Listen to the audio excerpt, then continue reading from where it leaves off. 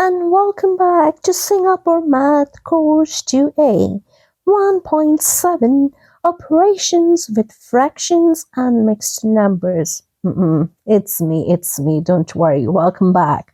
Here we are with Chapter 1.7 Operations with Fractions and Mixed Numbers. Well, this chapter is little lengthy, but not difficult. Let's get started. We start with addition and subtraction. When you have to do addition or subtraction, you can have same denominator or you could have different denominators. And I'm sure you know numerator is the top part and denominator is the bottom part. So let's start with the same denominator with example over here. Let's say you have to add 1 over 2 plus 3 over 2. Do you see your denominators are same? You simply add your numerators. So that's 1 plus 3 over 2, which is 4 over 2. We can simplify, right? 2 times 2 is 4. So the answer is 2. So when you have the same denominator, simply do whatever is asked, whether it's addition or subtraction, with the numerators. Let's do the subtraction. Same numbers. 1 over 2 minus 3 over 2. Same denominator, which means 1 minus 3 over 2. So 1 minus 3 is minus 2 over 2 and the answer is minus 1.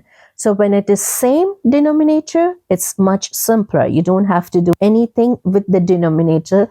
Leave it as it is. Just play with your numerator. If you have more than 2, what do? You solve in the same way. For example, 1 over 2 plus 3 over 2 plus 5 over 2. What are you going to do? 1 plus 3 plus 5 over 2, which is equal to 1 plus 3 is 4, 4 plus 5 is 9. So that is 9 over 2 and it's done.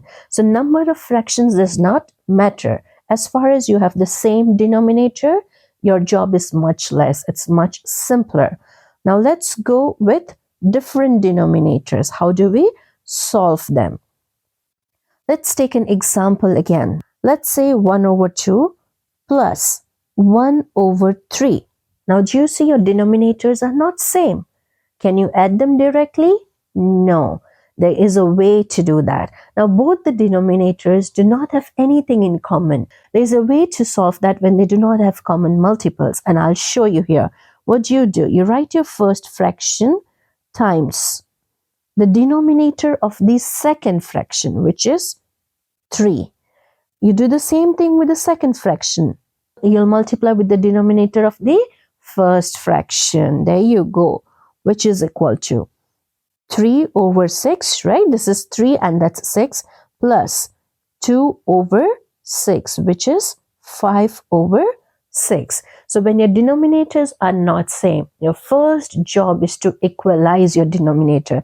Do you see here 6 and 6? That's why I could add it. So this was the process of equalizing the denominators. Let's take one more example to understand this better. Let's say 1 over 10 plus 1 over 15. You can do this process.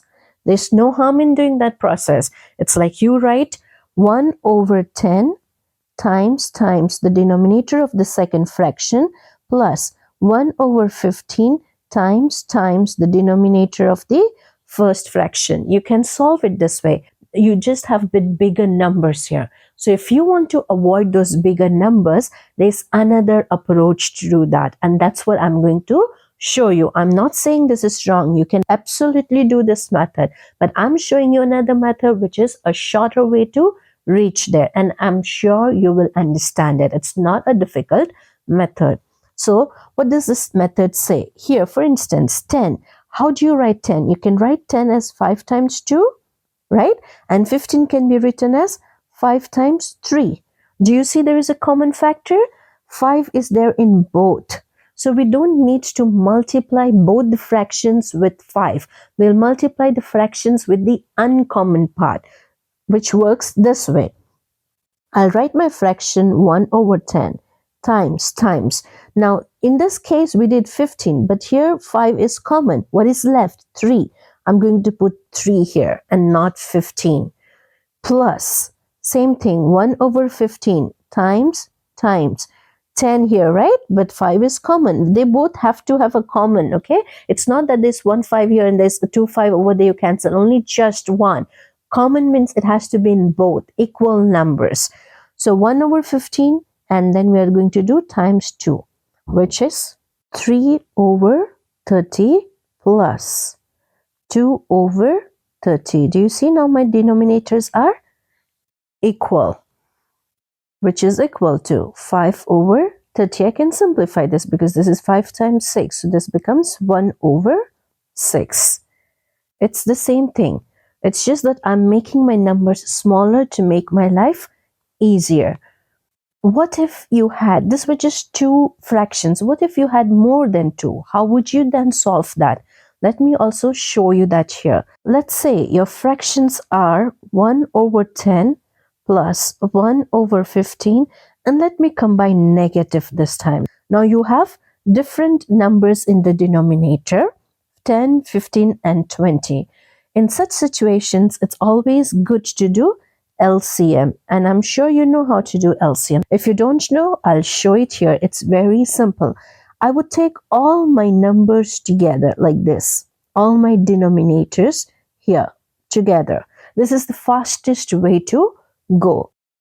All of these numbers are divisible by 2, not all. So we'll just take the one that are. So I'm going to write 2 here. That's my first prime number. This is 2 times 5 is 10. 15, I leave it as it is because 2 does not go. And then 2 times 10 is 20. Now I have 5, 15, and 10. Again, I'll go with 2. This does not go, leave it. This one, leave it. And this one, yes. And then now it's 5, 15, and 5. Let's try 3 because that's next prime number. This remains as it is. This will be 5. This will be 5. Now all of them are 5. I'm going to divide by 5. So this is my common denominator. My denominator has to be this, which is 2 times 2 times 3 times 5. So 2 times 2 is 4.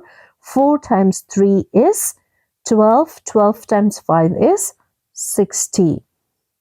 That's my denominator. All my denominators has to be 60. Then only I can solve this. Now, how do I do that here? Let's go. 1 over 10.